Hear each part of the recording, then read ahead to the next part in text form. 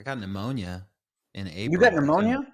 Yeah, dude. I swear it was ridiculous. It was horrible. I couldn't kick a cold. And so finally I went into the doctor and they said I had pneumonia, and it was apparent, dude. It was rough. But anyway, I just got back into my hiking to prep for hunting. And I was like, well, I might as well take my camera to where I go and do my stuff up there, Why not? like, because I mean, my garage is sexy, but it ain't that sexy. It's not as sexy as the mountains, bro. Yeah, so that's I live at the beach, and I get envious, right? Like, I mean, I wish I was in the mountains, but I bet there are people that are in the mountains that wish they were at the beach. And I'm like, can we just like do a little tradesies, you know? Well, that's where you got to kind of find the places where there's the beaches and the mountains. Up here, it's kind of like just the mountain lakes, you know, that have the beaches on them. But I mean, I like that. That's all I need. But some people need the ocean. You know, they like, oh, the sea beckons me. I'm like, bro, no, I've had bad experiences at the beach. I don't need it, especially with prosthetic legs. You know, like walking through sand. It's like, I mean, the only benefit is my feet don't get hot. Like that's the only, like literally the only benefit. Dude, but that's huge because I hate it when my fucking feet get hot at the beach. I mean, look, it's called the silver lining. I look for it wherever I can find it. I'll take it.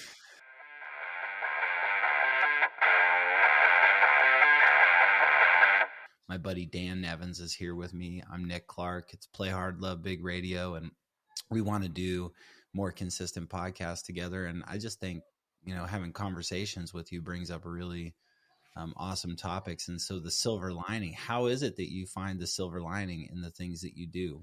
How does someone create a perspective where they can do that, Dan? Well, that's a great question. I really believe you have to look for it. I mean, it's like anything, right? Like a yoga practice, a meditation practice. You have to actually challenge yourself to do it consistently, right? So it's like when you come up against, or like for me, when I come up against something that sucks, right?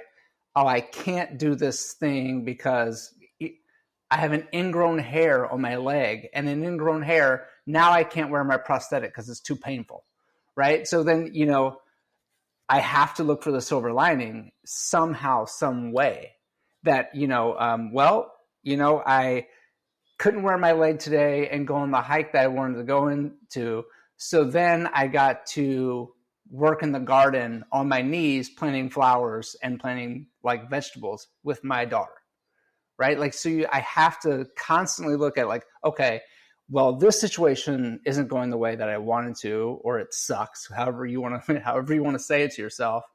And then I have to stop myself and say like, okay, before I just get my head wrapped up in that thought of how it's not good or how it doesn't work, let me just shift my focus on like, how am I winning because of this, instead of like, and even in spite of it.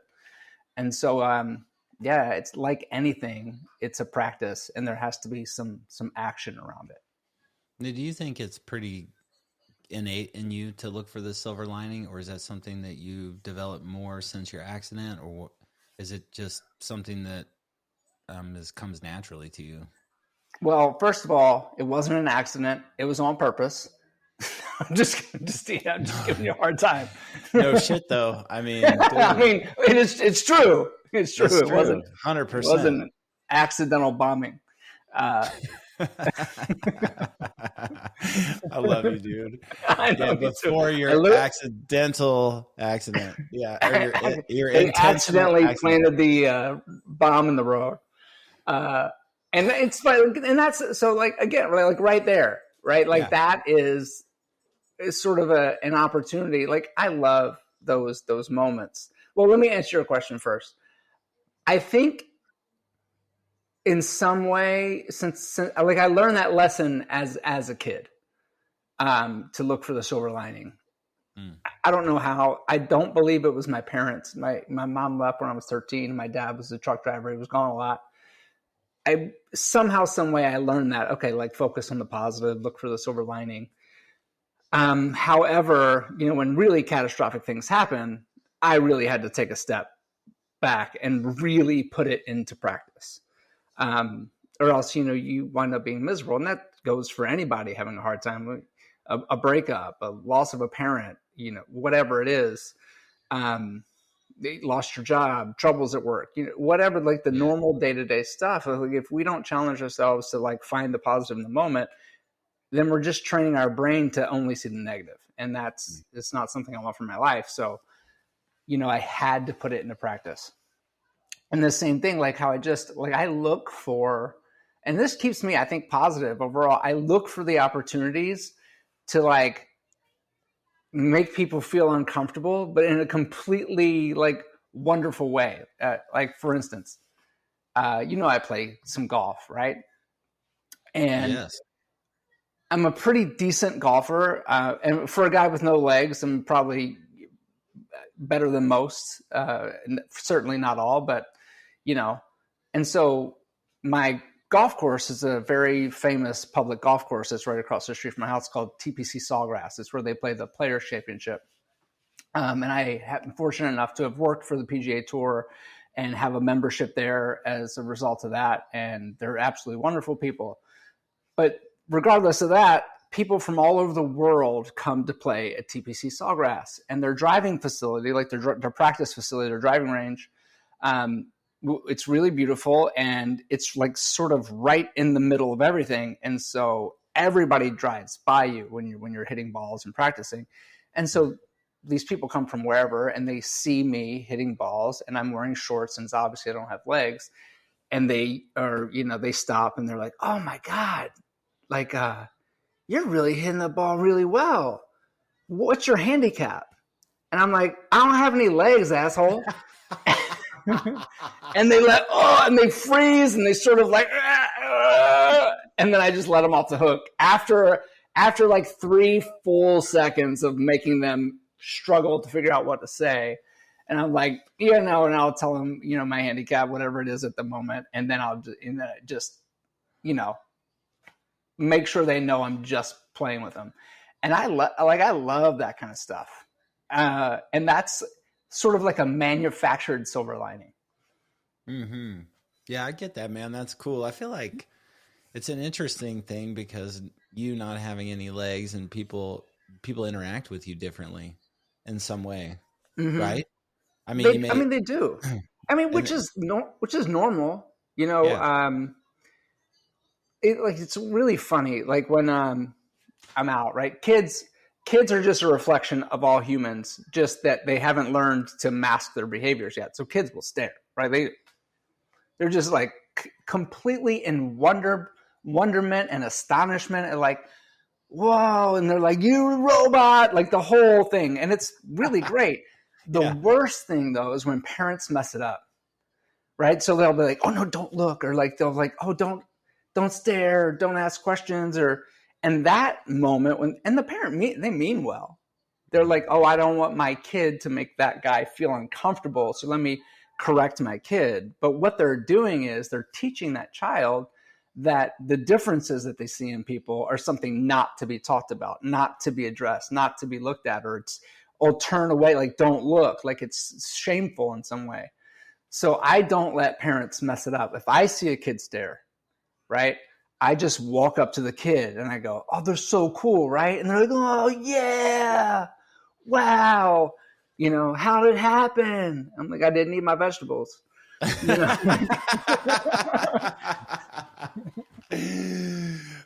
Dude, you are so awesome, man. Well, it takes obviously it takes a level of self-confidence in order to find the silver lining, like, and also in, those situations to be able to just take it head on. I mean, that's how your life is. That's who you are. This is you. I am me. This is how I am. I'm a goofy bastard, and Katie calls it on me all the time. She's like, "Oh my God, you're just so goofy in your videos." And I was like, right. "Well, I am who I am. I gotta be me, bro." People don't like me being goofy, then don't like me. Don't follow me. I don't care. I just be me, and I think that that's how you can find a silver lining for things. Like this morning, I hiked all the way up to the top of the hill to do a yoga practice. I carried my nice camera so I could video it for YouTube on 4K. And I get up there and I do it all on Instagram, and that whole part worked fine. But then YouTube video, I just got, I got back and I looked at it and it wasn't even focused. It looked like just like blurry things moving through the air. And I was like, well, at least I got up there and tried it. Tomorrow's a new day. Exactly. Oh, it's blurry. Post anyway. Yeah. Who cares? Who cares, man?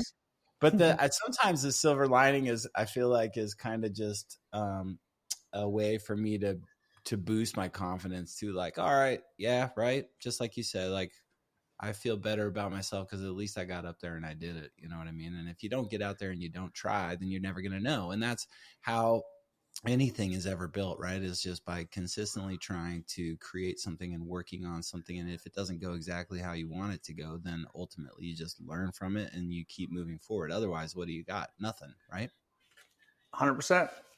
So what is it, dude? That's something Katie and I have been talking about this week, is how do you get people to get consistent with their fitness, with their nutrition, with holding themselves accountable, holding other people accountable so that they can make shifts in their life. It seems to me and Katie that a lot of people are like in and out of those things so often, like they just lose track of what's, super important and the most important, which is their health. So how do you get people to be consistent?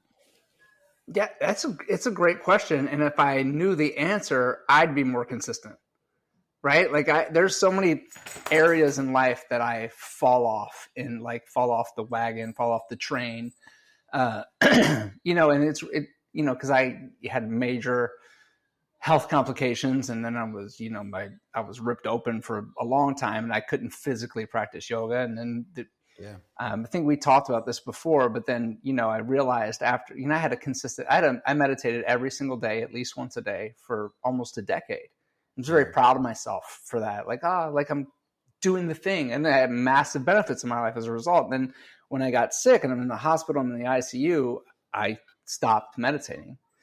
And then it was like a month or 2 months later, like being at home and being deathly ill, not being able to really move my body at all. Like if I sat up, my fucking colon would spill out of my body. Like I had to tuck it back in, like random. That might be too graphic for the podcast, but like it was weird, very strange situation I never thought I'd be in. But I just realized and I was feeling terrible, Nick. Like I was feeling so bad and I was literally dying at home. And I said to myself, I'm like, I haven't meditated in months. And then so I literally just did the best I could to get into some sort of thing that resembled a meditation posture, which was nothing even close, but it was what I could do. And I just practiced and I sucked all over again. Like, I couldn't, my thoughts were racing, the whole thing. But like doing is meditation. Like the act of doing, the act of trying is actually doing. And so I picked it back up and everything shifted again. Like I stopped dying because I started living, right? Like it was a whole,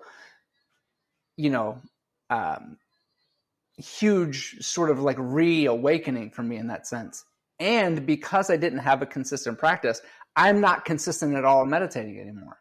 And I know the benefit of it. Like I know it viscerally into and through my bones, down to the earth and back up again. Like I know the benefit of it and I still forget to do it or don't prioritize it. I shouldn't say I forget. I don't prioritize it because it'll come through my brain. But what happens for me is there's so many things that I want to do. Like I just got my garden in the ground. Like nice. I just revamped these things in my yard that I really wanted to do. Like I have this propensity and sort of tendency to, and maybe it's the military in me, I'm not really sure, but the world is a little crazy right now. And then you have on social media people sort of fueling the flames of like, oh, it's going to get bad and the food supply chain is crazy. Like all these things. And while I don't take any of that like very seriously with a grain of salt, it still like lives inside my head. It's like, hey, I don't actually think the world is going to end in this election cycle. I don't really think something terrible is going to happen. Like I don't. Like I actually believe in humanity, and we're going to actually try to figure it out, at least in my lifetime. Who knows? I mean, civilizations rise and fall, and it's happened all the time over history. So I don't think we're immune to that. But I don't really see it happening while I'm alive. But that thing just rings, and I'm like, well, it can't hurt me to be a little prepared, just in case.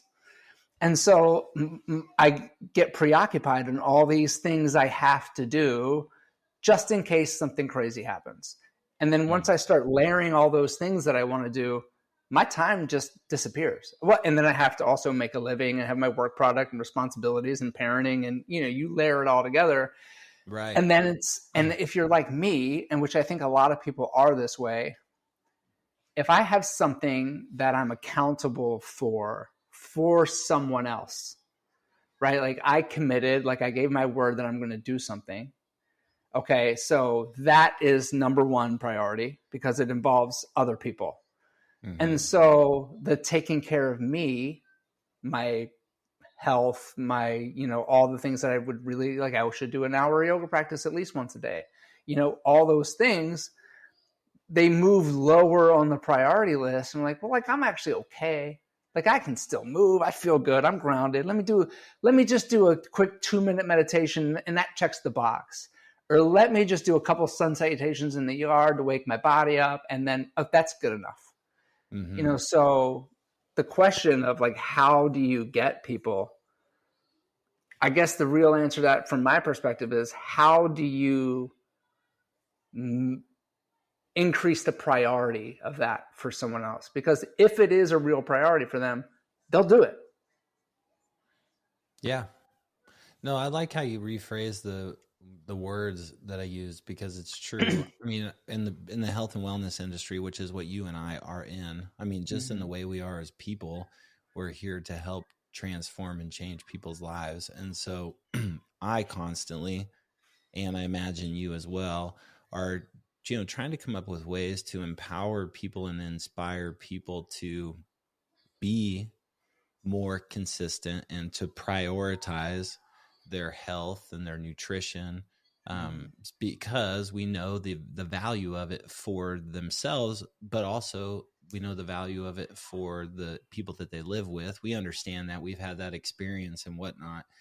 And so sometimes, like, I find myself, I feel like I'm beating my head up against the wall, because I'm like, wow, okay, I'm constantly creating these things to inspire and empower people, but it's almost like, until somebody decides to do it for themselves, until they have a big enough reason, or they go through an experience that scared them enough that they don't really ever take it on for themselves, and so being in where we are as leaders in the health and wellness industry, I think that that's a good thing to remember, is like, okay, be patient with people, and also be patient with ourselves, and have compassion for people, because life happens, shit happens. I mean, I got sick last month and I couldn't meditate. I didn't want to do yoga. I quit. I jumped out of my pattern.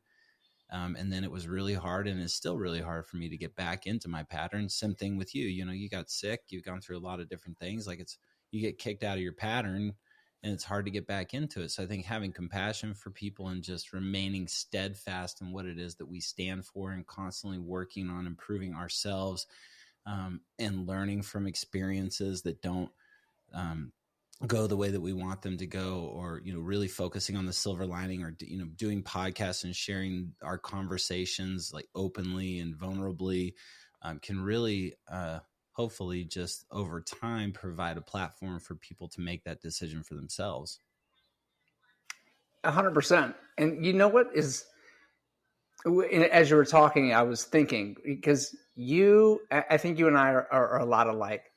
I don't want to be in someone's face about, hey, you need to do this. It's just sort of like create a space and an opportunity and an invitation, right? And it's very welcoming, but also sort of soft. It's not abrasive. It's not, it's sort of like, it feels like the way you present Spotted Dog yoga and stuff, opportunities for people's health and lifestyle, and is very sort of what's the word? It's wonderful, but it's sort of at ease. It's peaceful, and then because you want it to be a place of peace, as I do, and I think all people would appreciate. What I see, what I observe in, and that's why, like my wife Kayla and I, we think about creating some sort of business opportunity that is not involved with us as people. That's just our faces aren't involved, our names aren't involved. It's just a business. It's just business, right? Because then when it's just business and it's no longer attached to you, and then you can do all the things that work to build your business. And that's what's sad, because the things that work, so the most successful financially, so I'm quantifying terms in quantifying success in terms of money, right? The most successful fitness people, yoga included, sell the fear. You're gonna, you're distracted and you're whatever. You got to get on your mat. They create a picture of fear so they're like sort of using a tactic to raise the priority of being involved in their studio, their gym, their fitness franchise, whatever it is. And it's not peaceful, and it's not necessarily welcoming. It's like, it's a little violent and chaotic and disruptive to their thought process. They're like, oh shit, I need to go to yoga, or no wonder my life is falling apart. But no wonder my relationships suck, because they're telling me your relationship sucks because you're not meditating, you're not doing yoga. And that, unfortunately, for some reason, works. And then people are signing up for the course, or they're doing the virtual class, or they're signing up for a membership, or they're whatever. And they're like, oh my God, thank God I'm here. Because there was a tactic deployed to use fear and to manipulate our lizard brain into bumping that higher on the priority list so they actually take action. And so meanwhile, there's the Nick and Katie's of the world who are like, all the right reasons, all the rightness about the invitation to come. And yes, you're successful because the right people will find you, but not to the level of these people who are like using these tactics for fear. And that's a really hard thing to digest. It's like, I feel successful when I do meditation workshops, or when I teach a class, or when I, travel somewhere, and even as a speaker, like I feel successful in that I did a good job, and that I think people really got something out of it. But could I have increased the numbers and whatever by being a little inauthentic and using like tactics? Probably. But so I feel successful because I didn't do it, but it doesn't equal the financial gain, which we are all unfortunately so dependent on to live a comfortable, healthy, safe life. I mean, it's just sad.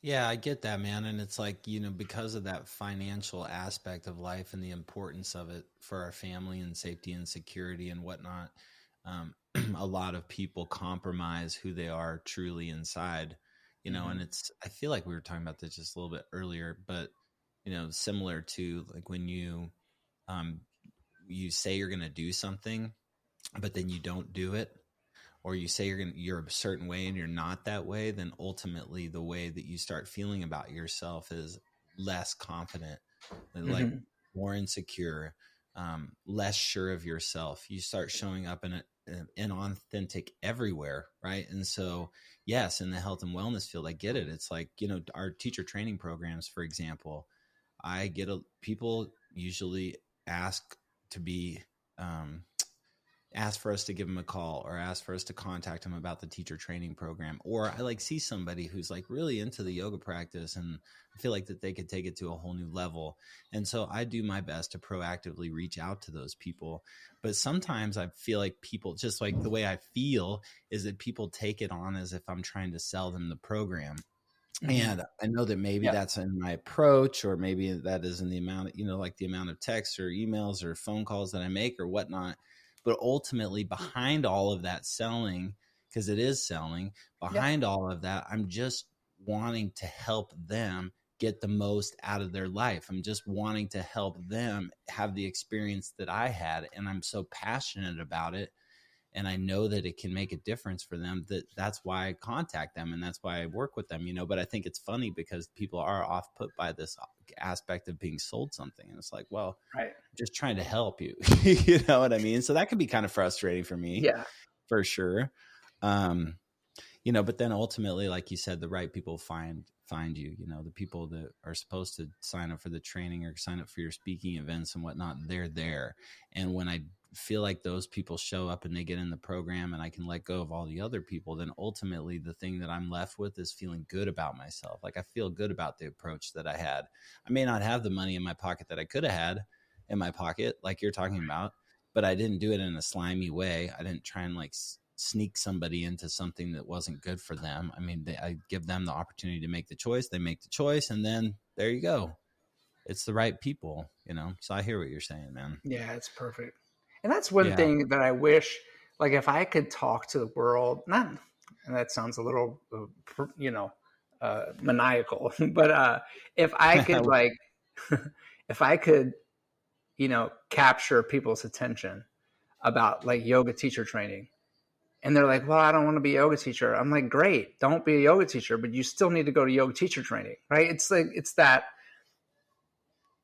getting people to understand that going through a yoga teacher training, especially at a great studio like Spotted Dog, it is, for instance, for me, my yoga teacher training, and I've been to leadership schools in the military.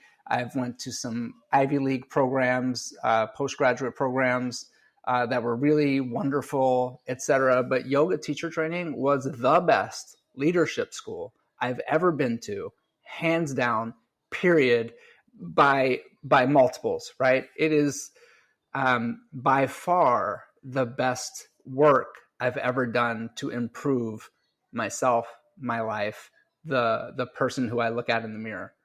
And it has nothing to do with actually walking into a yoga studio and teaching people asana. I wish people could understand that. So when they get sold, because like you in a yoga studio, you have teacher training, you have to sell the program so you can keep the lights on. Like, it's not slimy at all, but I get that, how it feels that way. And people are like, you want me to come teach at your studio?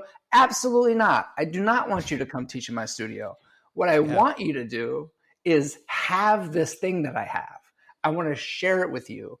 And to do that, we have to make sure everybody eats food and can turn their lights on at home, so it costs money. Because if that wasn't the case, I would do it for free. I think you probably would too. Yeah. And that's the hard thing I wish people understood and knew when they got approached for yoga teacher training. It's like, wow, I wish the conversation was in their own head was like, they see something in me that they want to share this thing that is probably one of the most significant things in their life with me, versus, oh man, they're just trying to sell this program. It's like, that's a challenge. And it's one of the reasons why I haven't opened up a school. It's just like, I don't want to deal with it, which is a little sad, but it's also true. Yeah, I hear you, man. There is that element of it. I get it. Mm-hmm. I want something that you said there about how yoga teacher training was one of the best leadership courses that you've ever taken. I want to Mm-hmm. talk about your events and things that you do. One of the things that you talked about on the last podcast, bro, that I'm super excited and interested about is how you go help people learn how to tell their stories. And Mm-hmm. like, if you don't mind, I'll share something that comes up for me with that, and maybe it'll get a little more context to what it is that you may share. But one of the things that for me that's challenging in sharing my story is that I made a lot of fuck ups, man. I messed up a lot, dude. And I mess up every day. And I know that's not going to end. But it's like, how do I go through and look at my life from a broad scale, from a macro scale, and share aspects of my life and pinpoint different things that made the biggest difference for me without me completely making myself look like a total freaking idiot. Do you know, like, I know I laugh at that, but Right. it's kind of true. It's like, I'll tell you one story and then I jump right back to this question. But so when I was in college, I played for Fort Lewis College in 2005. It was almost 20 years ago, man. We won the national championship for Division II. I was an All-American athlete, but one thing that I wasn't was a captain on our team. But I was a captain the year before with my friend Brian, and our head coach was out of town. And we're playing in the wintertime in the gym, and I just got my ears pierced, which I don't know why the fuck I did that, but I got my ears pierced. I had those plugs in it. Thought it was so cool. You know, everybody else on the team had did it, and I didn't want to pull them out because I didn't want the ears to close because that shit was kind of painful, and I spent some money on it, right? Well, so I put some tape over it. The assistant coach comes over, says, "Hey, you can't have earrings in practice," and I knew that. Right. Mind you, I'm a captain at this point. I'm like, I knew that. And then I lied to him. I said, "Oh, the head coach, Jeremy, said it's okay." Right. Well, dumb enough and ignorant enough to think that he's not going to go ask the head coach if it was okay or tell him that I said that. And also ignorant enough to think that he even believed that shit. But Jeremy got back into town next week. I wasn't a captain. I wasn't a captain from that point moving forward. And I know why. Like, I messed up. So those kind of stories, I'm like, I don't always want to be telling those stories about myself all the time. So how is it that I tell stories about my life and share myself in a powerful way without making myself look like an idiot? Well, that's a great question. And I'd say you don't look like an idiot. I'd say you look like a normal motherfucker. Like all of us, we all have those stories. Like I have at least 100, like very similar. I mean, obviously not the same. I didn't play college level sports, but You only got 100. You only got 100 of them. What's that? You only have 100. At least. Yeah. At least that was just in the last month. Right? Sorry to interrupt, man. But see, when we share the stories that don't make us look good, it lets people. Okay, so Nick is standing in front of a group of people. The group of people want to hear what Nick has to say. Nick's at the front of the room. Nick is like, look at this legend up here. Oh, he's like fit, college athlete, blah, blah, blah. You know, married, right? Married the love of his life, successful entrepreneur, just a grounded dude. Man, I want to be like Nick. And then Nick starts talking about the time when he, you know, something he's ashamed of. And then, but they're still like, well, that's still Nick. He's still standing in front of the room. And now me being in the audience is like, well, I've messed up a bunch too. And I've really fucked up. And I've done things I'm not proud of. I've really messed up bad and felt terrible about it and don't want to share these mess ups with anyone. But here's this guy just owning his shit. And he's still at the front of the room. Maybe I could be at the front of the room too. Like maybe I'm not so bad. And that is like you give people permission to still be a leader, to rise into the next level of leadership, to not have a fear of being seen by sharing the stories that we're not proud of, by like really addressing like the places that we have shame in our life. And when you do it, it's like you get to forgive yourself for that and sort of like ground yourself like, well, here I am. And so it took that thing happening and then what I learned from that to actually be the version of myself that's here today at the front of the room, leading this practice, leading this talk, leading the, you know, living this life, you know, whatever it is. So I'd say it doesn't make you look like I don't know the word that you said. It makes you look like a fool or whatever. I'd say it makes you look human because there's not a mother effer out there who doesn't have the same exact story painted in a different context. And so when we share those, it just makes us relatable, and that's how you connect. And connection, if you're going to tell the story, connection is the key. If you're going to be up there talking about something. And is that one of the main things that you teach people when they're sharing their story? It's one of, but for me, typically I work with people who have a very traumatic story to tell. And so what happens for people, and this happens a lot with military speakers, and that's why I do it in the context of people who are, vets that have a traumatic story to tell. And a lot of times these vets who have a traumatic story to tell, it's not about their time in service. And then that's what we get to too. It's like, what's the real thing? Like, what's actually the thing that you need to talk about? Your family, your relationship, your parents leaving as a kid, divorce. Like, it's always, and sometimes it's horrific combat trauma, but it's not all the time. But what happens, because there's a sort of stereotype that's built into the military of like, oh, you don't show emotion, you don't cry, you just kind of drive through. So now here I am, a veteran, being asked to share my story. So I have to put on the sort of soldier persona, Marine persona, whatever it is. And then you start telling the story, but they're not connecting to their own story. What they're doing is they're observing their story from third person and then translating it into first person. And so so there's no actual connection to the moments and the things that happen in their story.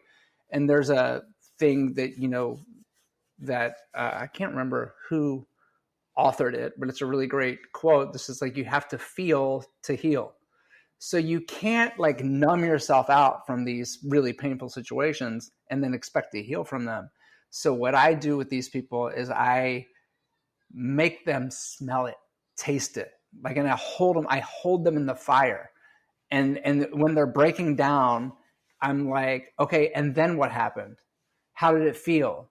And so like, I really get them to connect emotionally to relive these really traumatic, horrific experiences. And it might sound counterproductive, but we do this in a group environment that's very well supported. And we always have professional help on standby if we need it.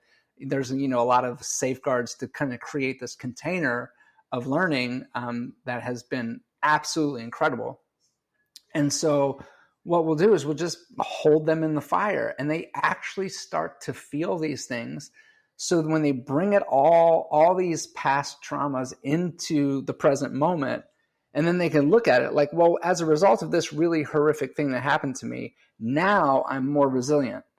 So as a result of my really good friend dying, it's made me really learn to appreciate the things about that person that I've incorporated to my life so that I can be more like who they were and move forward honoring their legacy, right? So there's a lot of things that we can do to transform the pain, the negativity that's associated with traumatic events. For instance, in my story, Mike Ottolini, who I wear this bracelet for every day, was killed in a very horrific way in the same explosion that I lost my legs. And I can see the visual picture of the condition of Mike's body, which no one would ever want to see. I can see it. And in seeing it, there is zero traces of anger, sadness left, because I've transformed those things into what an amazing man. Like, I can't bring him back to life. I can't rewind time. I can't change what happened. So it's like, okay, let me find the silver lining, as cliche as that sounds. So what is it about Mike that I can continue to bring forward in the world? What is it about sharing Mike's story that can honor his children and his grandchildren? Like, what is that? So now I can see Mike's body, and I get emotional and I get moved while I'm speaking, but it's not from negative feelings. It's from like, what a great man he was. And now I get to talk about him. Like, I get the privilege and the opportunity to talk about a man who was just an amazing dude. I mean, he had his flaws like everybody else, like, obviously, but I get to carry forward the best parts of Mike. by honoring his story. And so I'm not like, I'll get emotional and moved while I'm speaking, but it has nothing to do with negativity and all to do with the positive aspects of what I learned as a result, having had to endure that trauma. And being a professional speaker or a keynote speaker, I get to do that on a pretty regular basis.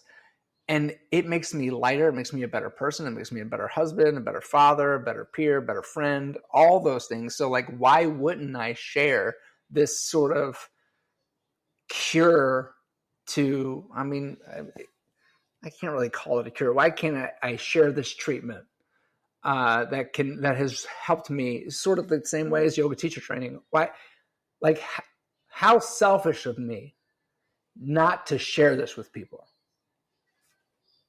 So that's what I get to do when I lead storytelling workshops.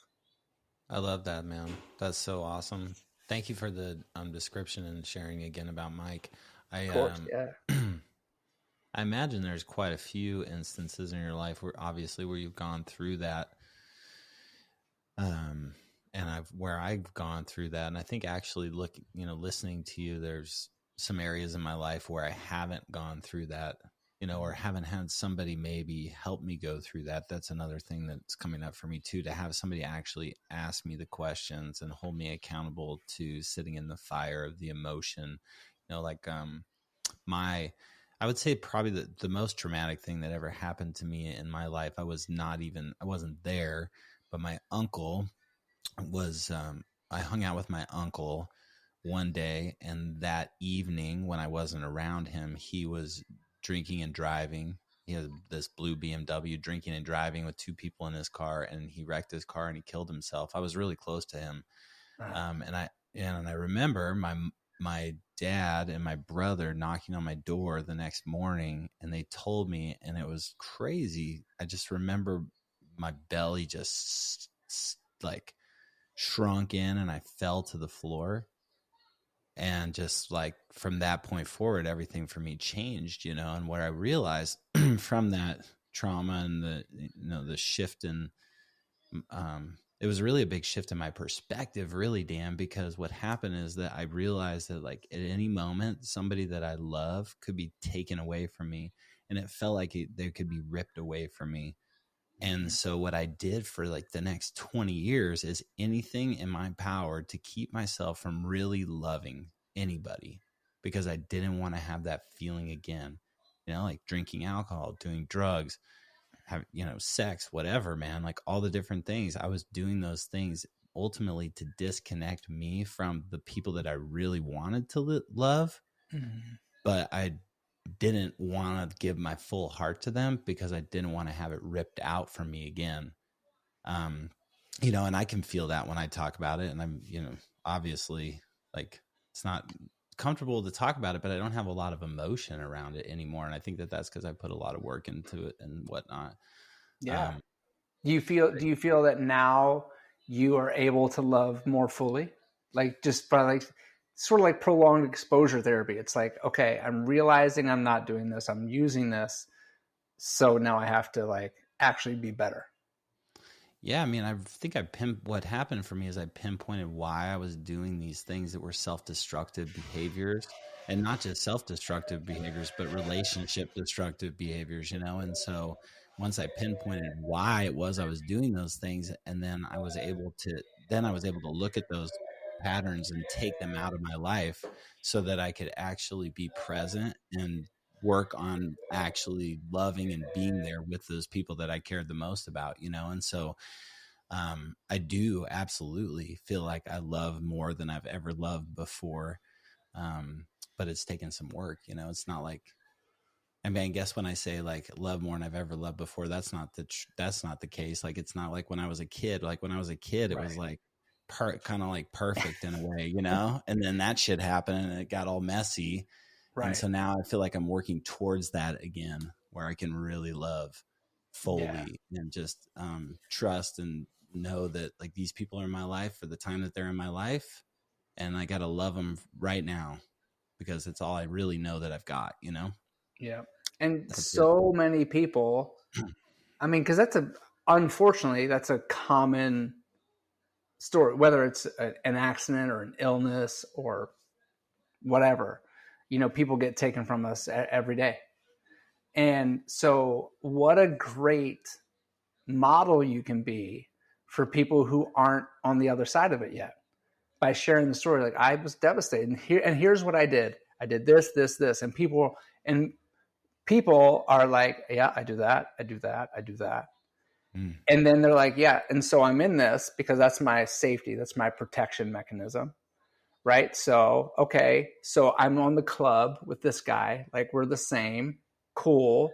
And then you say, and then I learned to love again. Oh, okay. There's something new. And it's changed my life in all these positive ways.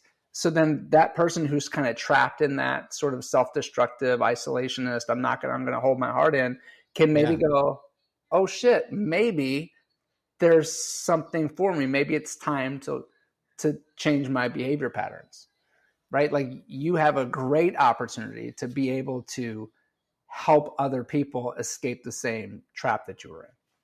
That's awesome, man. I love that. And and what I'm getting from you too is that everybody in every experience that they've had, that they've learned from, has the ability to share that and to connect on a deeper level with people and show them what's possible from moving through it and shifting their perspective on it, and like moving through it, like really feeling it and moving through it.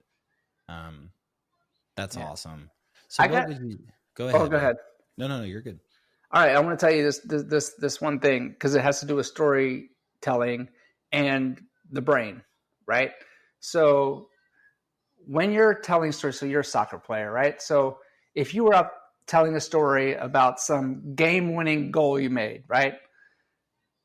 And you're not on stage kicking a ball, but you are talking about kicking a ball. Now, there have been studies done that measure brain waves and, neurons firing and the whole thing, right? If they were to put that brain cap on you and measure your brain activity, you could just be standing there stationary telling a story of how you kicked that game-winning goal, right? Whatever it is, whatever you did. And your brain in your motor cortex, would fire up and light up like you were kicking a ball, right? Even though you're actually not kicking a ball, your brain remembers the act, and your brain will light up in those areas of you kicking the ball. Now, okay, you're like, so what? Big deal. Hey, are you familiar with quantum entanglement? It's man, I don't want to get down a rabbit hole, but you're part of quantum mechanics, right? So, like, say you have two electrons and they're spinning in the same way, right?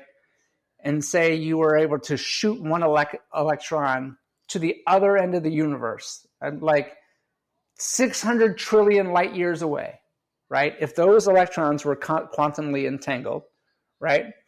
If you shot that other electron a trillion light years away, and then you were able to stimulate the electron in your presence, right, to spin the other way, the electron across the universe in the exact moment, not even a trillionth of a second, in the exact moment, would start spinning the other way too, because they're quantumly entangled. I'll just leave that there because I'm unqualified to give a scientific lecture, but like that, no, I know. That's good though. That's good. So then how does that relate to? This is what I'm going to tell you, the storytelling. You're like, what the heck is this guy talking about? Right? You got me on the seat of on the edge of the chair, man. Cliffhanger. Here we go. Where are you going with this? Okay. So your electrons your brain is firing in the way that you're kicking a ball. If you were to put that brainwave cap on the audience, right? If you were to put that brainwave cap on the audience, and you're talking about kicking the ball and you're doing a good job of telling the story, right? You're actually like talking about it in a way that's engaging. And so you have the storyteller and you have the listener. You've created connection with the audience by being vulnerable, by sharing your shame, whatever. People are connected to you, right? And this goes into the whole sort of theory about like auric fields and expansion and like all of that stuff. The sort of We don't know how to measure it yet, but we all know it exists. You know, when someone walks into a room and you can feel their presence before you notice they're there, like that stuff. Okay, so now you're the storyteller. You're telling them the story. So there's some time that it takes for the sound of your voice to reach their ears. Obviously, it seems instantaneous, but there's time. When you're telling the story of kicking the ball, and this is like documented, this isn't Dan Nevins making this up, this is real data. As you're telling the story of kicking the ball and your brain is lighting up in that motor cortex, in the exact moment that you're telling it, that engaged listener, their motor cortex, their same exact brain patterns are firing the exact same way as the storyteller before the sound of your voice hits their ears. So the ability that we have to connect and move people is less about what you say and more about how you actually connect with them. And one of the best tools for connecting with people is sharing the stories that we all share. Shame, loss, fear, joy, the things that people can relate to.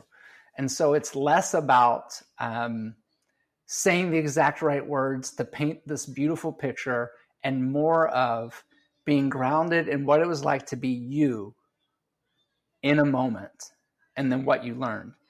And then you're connected with people in those moments. And then that is what makes the difference. And that's what makes a great storyteller and the healing that happens. And that's the way that, like, the sort of like, why would somebody do that? You would get to share some really, tragic stories, some lessons that you learned. And if you're connected with the audience, they can get the benefit of the lesson without having to have had endured the hardship themselves. And that's the way we change the world. Dude, that's awesome. I love that. Thanks for walking me through that, man. You got it. Sorry, it might have been a little wordy, but I didn't plan on saying it. So I had to kind of source it in the moment. I like I was thinking, man, the orbital fields. That's good. Because, not to go too crazy and deep, but what also came up for me is the power of being able to connect with people even without words. Mm-hmm. Just the fact that they can, actually it's funny because when you were telling the story about scoring a goal, I remember, and I don't remember much of my youth soccer career, really. I mean, I remember bits and pieces, but I remember the highlights. And I remember we're playing this team called Saint Vrain Express, okay, in Denver. And I'm playing goalie because I was a goalie. And so I didn't score very many goals. But I remember it was 0-0, and none of my teammates were shooting the ball. And I was back there like, whatever goalies do, like watching, like getting kind of frustrated. And there was this free kick and I ran up the field and I was just like intuitively felt it. I'm like, move out of the way. I got it, and I just booted this thing and I booted it and it went right in the goal and we won. And I was like, oh, like nice. so freaking pumped, and I don't know, like I just, anyway, where did I go with that? Squirrel. Oh, that's what that reminded me of. But then, but the fact that people can feel that before the words even hit them, it's like, wow, innately, the orbital field or whatever you referred to it as, your aura, like that can be felt just by being in the presence of someone. And so it takes some being grounded and creating that relationship with them to just be in the presence with someone without even having to say anything.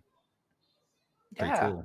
And I believe there's all those types of, like you said, you knew, get out of the way, I'm kicking this ball. You had already sort of received all the information that you needed. I know that I'm just going to kick this ball and it's going to like, you knew in that moment it was going to go in, even if you were like, no, I didn't know. Like, you knew. That's why you took it and you did it. And that's why sort of like when someone walks in the room and you get a bad feeling, don't mess with that person.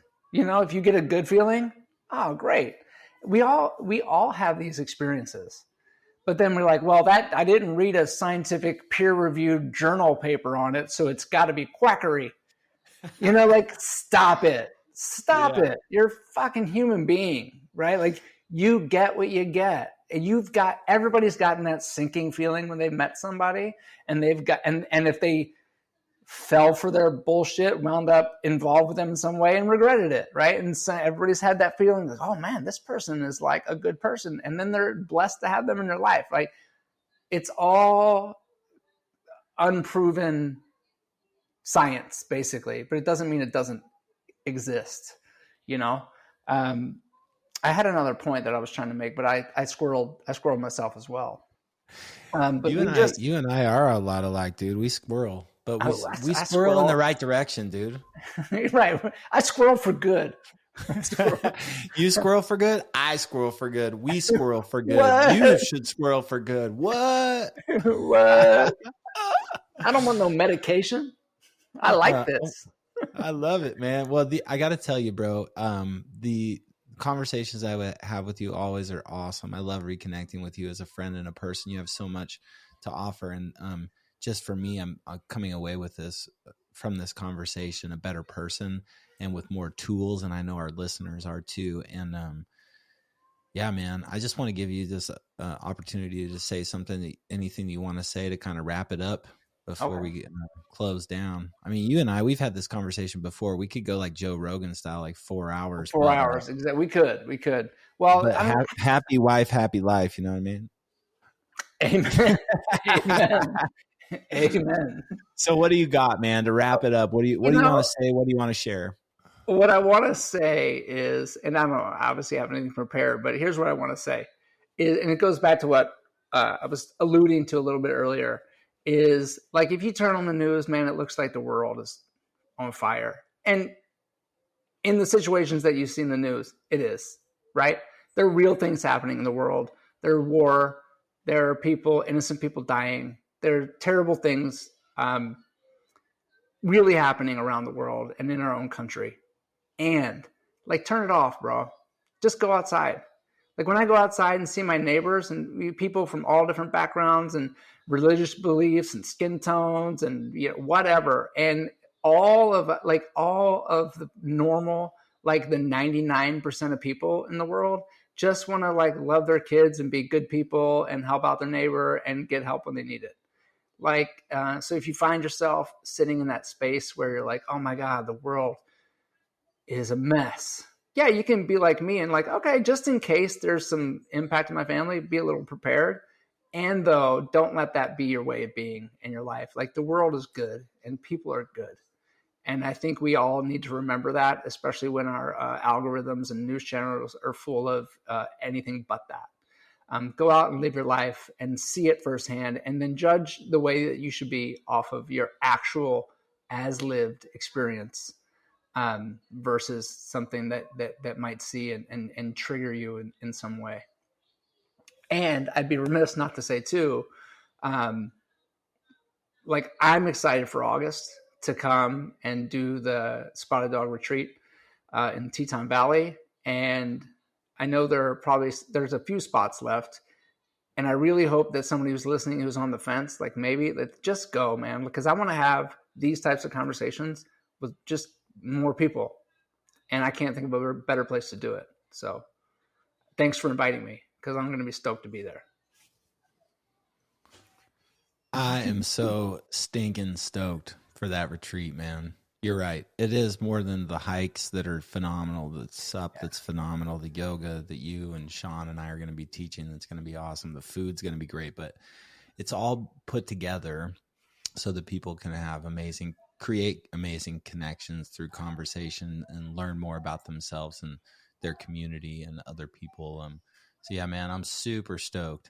And I'm really also stoked about the opportunity to do more of these with you, Dan. I feel like we should at least try and do it once a quarter if the timing is good for you, man, because we vibe really well and I want to help push your name out there more often. So let's do that. What do you say, buddy? I love it, man. We can make it work. Let's make it work. Yeah, let's make it work, man. It's just an hour and we just jumped on and shoot. Next thing you Boom. know, change the world. Boom. Hey, thanks everybody for following Play Hard and Love Big Radio. You can follow us on Instagram, on YouTube. You can follow us anywhere. I mean, it's not too hard to find us. Just type in Play Hard and Love Big Radio. And if you can't remember the name of the handsome dude right across from you, just go to Play Hard and Love Big Radio and look for that giant smile. You'll find him. Y'all have a great rest of your day. Thank you, and peace out. Peace out.